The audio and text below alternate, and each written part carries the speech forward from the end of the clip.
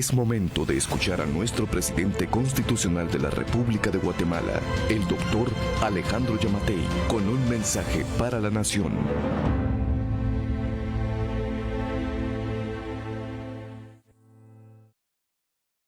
Conciudadanos,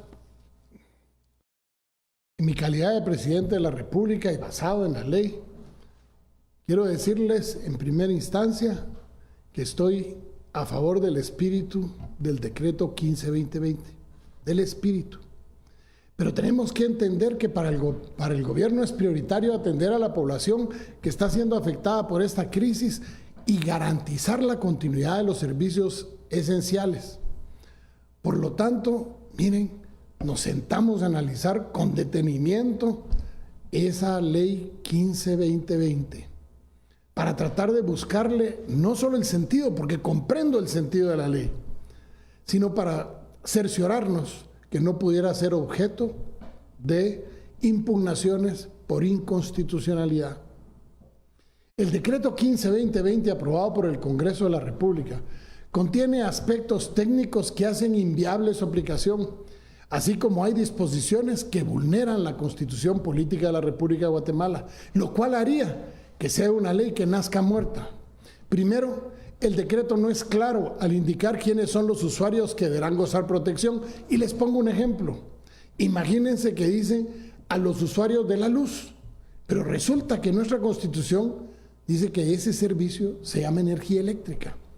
Primera instancia. Segunda, deja abierto a cualquier persona. No es ayudar al pequeño, sino que se queda abierto a cualquier persona. Un gran consumidor podía también no pagar la luz. Lo que no decía también era el tiempo en el que se podía aplicar. Y, por lo tanto, al no tener temporalidad y al no estar fijado a quién va dirigido, adolecía de aspectos técnicos realmente difíciles de subsanar. En segundo lugar, se obliga al crédito hipotecario nacional a endeudarse sin indicar la fuente para su financiamiento. Es decir, le dicen, usted crédito de crédito a las empresas, pero no dicen de dónde va a sacar el crédito hipotecario nacional del dinero, lo que ponía en grave riesgo a ese banco y hacía, según la normativa de la ley de bancos, que tuviera que aprovisionar el 100% de los créditos que dieran porque no había otra manera de poder solventarlo y por lo tanto tendríamos en riesgo la estabilidad del banco.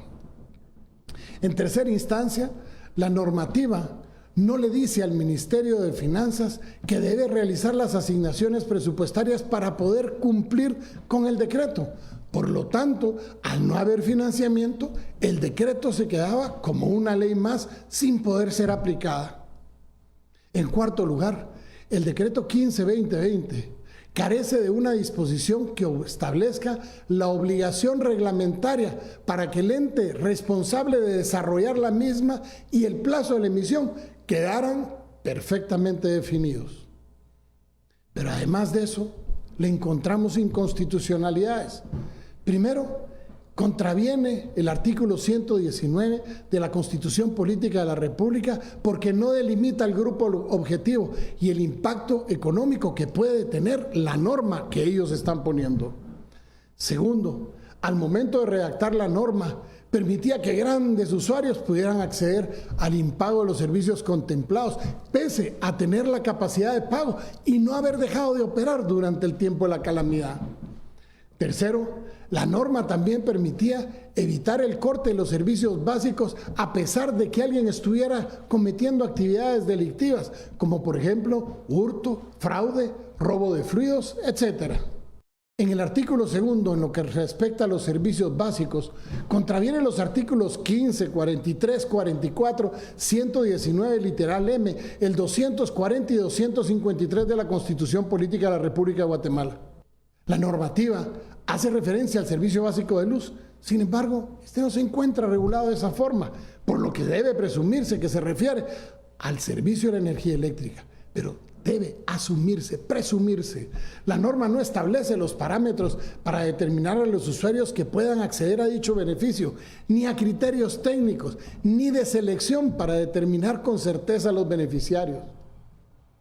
El plazo establecido carece de certeza debido a que contraviene el artículo 15 de la Constitución Política de la República de Guatemala, pues la ley no tiene efecto retroactivo, salvo en materia penal cuando favorece al reo, y esta no es materia penal, y al volverla retroactiva hace inmediatamente que viole el artículo 15 y por lo tanto es inconstitucional.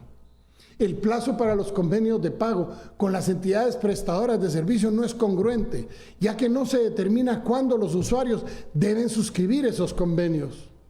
Y respecto al crédito hipotecario nacional sobre un fondo específico, se incumple con los artículos 119 y 240 de la Constitución, ya que no fija un límite de los recursos que cubran dicho fondo y tampoco establece, de nuevo, la fuente de financiamiento. En el artículo 4, en las condiciones de los créditos, contradice al propio artículo.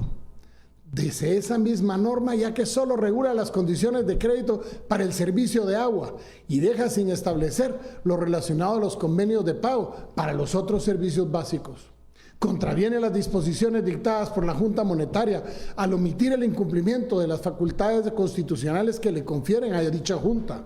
Vulnera la supervisión ejercida por la Superintendencia de Bancos al imponer que los créditos sean otorgados sin mayores trámites en menos de 5 días. Además, no hace referencia a la situación de las municipalidades responsables del servicio de agua potable ni a las concesiones. Y aquí permítanme aclarar algo. La ley dice para las empresas de servicio de agua potable. Eso implica ¿a quiénes? ¿A las de garrafón? ¿A las de botellita o a las de agua entubada?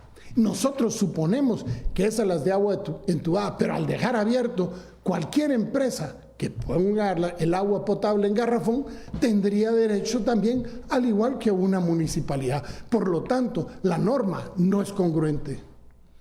Yo estoy consciente de la necesidad de garantizar la continuidad de los servicios básicos y para eso el gobierno hizo una propuesta para resolver estos aspectos, de manera que se cuente con un instrumento técnico y legalmente viable que atienda al espíritu de lo aprobado por el Congreso de la República.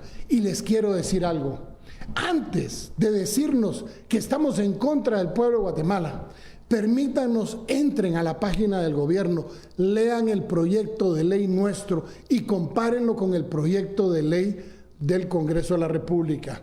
Lean la presentación que va a estar puesta el día de hoy en la página de gobierno para que ustedes se den cuenta que lo que estamos diciendo es hagamos la misma norma, que sea, defendamos los intereses del más pobre, pero ojo, defendámoslo correctamente, porque hacer una ley que va a resultar inconstitucionalidad podría resultar en una burla para el pueblo de Guatemala, que lo último que quiere es estar siendo burlado. Señores, vete la ley, no el concepto. El concepto está en la propuesta de una ley que es efectiva, que protege a la persona, pero sobre todo que hace y le da certeza jurídica al usuario y al responsable de brindar el servicio. Que Dios bendiga a Guatemala.